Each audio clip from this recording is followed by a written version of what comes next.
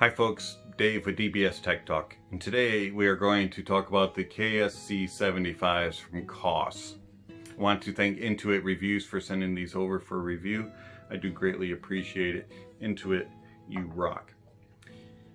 Alright, so the KSC75s, legendary, and this is my first listen to them. I had never heard a Koss KSC75. Before we get into the review, don't forget to like, comment, and subscribe. Koss KSC75s. I've heard a lot about them. I've seen so many reviews, and I've always wanted to get one in. And when inToit found out that I had never heard them, he was like, "Oh, you got to hear them. Let me send these over." And he was like, "I'll be giving these away on my channel in the near future, so make sure you mention that in the review." I'm like, okay. So if you want a pair of KSC75s for free, check out inToit's channel, link down below. KSC75s, build quality is yeah, I am not impressed with build quality of these. Plastic and cheap. They feel cheap and uncomfortable on the spongy pads, but when you put them on your ears, that kind of just goes away. So you know, you don't have any clamp force from a headband or anything of that sort, and you don't have anything on your ears like pressing down on them. They just kind of sit there. And so once you get used to them after the first few minutes, it's not that big of a deal, really. I wouldn't trust them if they fell off. I think they would break. Pretty sure that if they accidentally got stuck in my pocket and I sat down, they would break. If they got ran over by a car or a bicycle, they would break. They don't really give me any confidence in that. But the good thing is they only cost 20 bucks, so if they do break, you're not like losing, you know, a hi-fi and Ananda or something like that at, you know, $700. So the Koss KSC75's build quality, comfort, I'm okay with it, but I can wear them for hours, and once I finally got used to them. Where these impress is in sound, and I was really curious about them.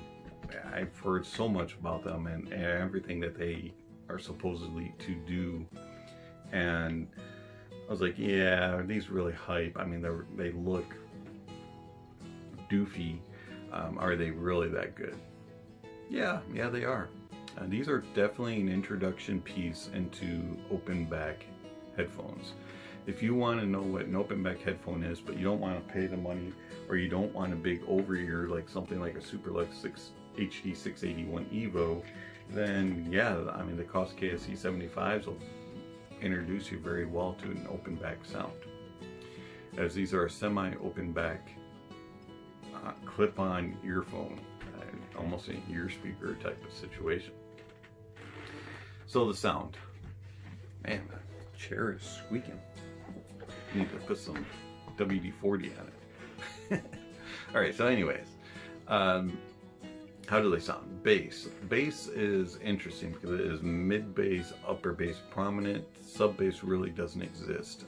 You're not going to get much whatsoever as far as details or thump, kick, slam, anything of the sort out of the sub-bass. So you can pretty much write it off. It's rolled off very early on these and really does not exist. Mid-bass and upper bass is more prominent. It does have a kind of a one-note sound to it. You do get a little bit of isolation and separation of instruments. You get some details in there, but for the most part, it's pretty much just bass that plays. Doesn't really get in the way of the mix, doesn't really exert itself too much, but you get nice thump and a little bit of energy in it. But it does its job. But don't expect any world record setting bass impact and slam. Details is there, clarity is okay, and it does muddy up and jumble up on busier tracks and super bassy heavy tracks. If you try to EQ it, it will distort, especially at higher volume levels. The mids have a nice honey tone to them. They're very sweet and lush, and they have good tonality to them. Timbre is okay on them. The upper mids is a little bit more assertive and a little more aggressive than the middle mids and lower mids, but also they have a little bit more air to them. So females' vocals really jump out at you a little bit more than male vocals.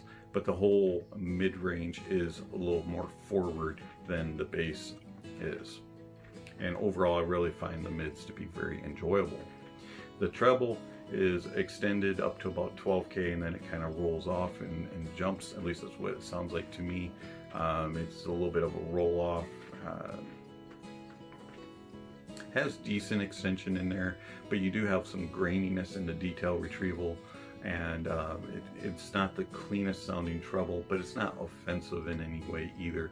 It has a little bit of sparkle to it and some energy before it kind of rolls off. Soundstage is quite wide for these. It's semi-open, and they block out absolutely nothing. I mean, they are about 100% blocking out of nothing, so you really don't get any outside noise isolation. And that really makes the soundstage sound nice and wide, and just things just kind of flow all the way across. But it is right, center, left in its imaging. Center image is quite strong, and then the right and the left tend to be just a little bit more not as accentuated as the center image is. Details are okay in the imaging.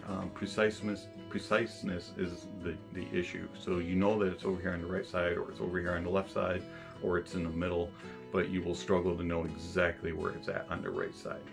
As things travel across, also it does block it out, so it's right, center, left, and there's a little bit gaps in between, and everything sounds like it's on a flat page and directly in front of you. There's no depth or width to this, or layering to the stage. Everything sounds at the same place, and so on busier tracks and things that are placed together a little bit closer, it will sound a little bit jumbled and mumbled together. But for the most part, soundstage is adequate. I find that the KSC75s from Koss are a very pleasant overall sound. I really enjoy them. They're very good for the price point, and in fact they're exceptional for the price point. I find them to be a fun, enjoyable headphone that works very well for working out, walking around the neighborhood, sitting in the office doing work, something along those lines. They are a little bit hard to drive. You will need something with a little bit of oomph to it. So I recommend a USB-C dongle with a DAC amp in it, or a DAP, or something along those lines. It doesn't really have to be a desktop setup. I found that most of my desktop setup actually drove it too hard and distorted it. So I found that it played best on DAPs and DAC amp dongles. So the Hi-Fi Mega Mini plays it extremely well. About 50% of volume was way loud for it, so it drove it very well, even though these are 60 ohms, 101 decibels of sensitivity. The Hi-Fi Mega Mini played them extremely well. The Pioneer XDP30R also played them extremely well, very easily. That was about 40% volume level, was way too loud. The phone dongles that I used, the X-Duo Link, the ADV Access Port Lite, and the Razer DAC amp all played it extremely well and very easily. No problems whatsoever. Everything was about either 50-60% of volume. I did find that if I raised the volume just a little bit on these, that upper mids, lower treble region became a little too much and would become a little shouty and assertive. Overall though, do I recommend the KSC75s? Oh yeah, I mean, these things are crazy good, and they're a very good introduction if you want to know what open back airy sound is like. Crazy good, weird design, weird feel to them, exceptional value for the price. And you can get them in multiple places, and you can get them in multiple colors, and you can get them with a mic or without a mic. This one has no microphone, so I wasn't able to test that, but I would guess that the microphone works fairly well, just like any other IEM. Do wish I had a detached cable though. It's kind of a frustration, but other than that, KSC75s get a thumbs up from me. inToit reviews, I do greatly appreciate you sending these over for review and for giving me the opportunity to hear the KSC75s for the first time. It's been Dave with DBS Tech Talk. Thank you for watching, and I'll catch you on the next video. Speaking of next videos, somewhere on the screen is a subscription link and notification bell. If you haven't already, please check those off. And then check out the links down below for playlists, for Patreon, for PayPal, for Discord, and for all kinds of other good stuff. Thanks, and have yourself a great day.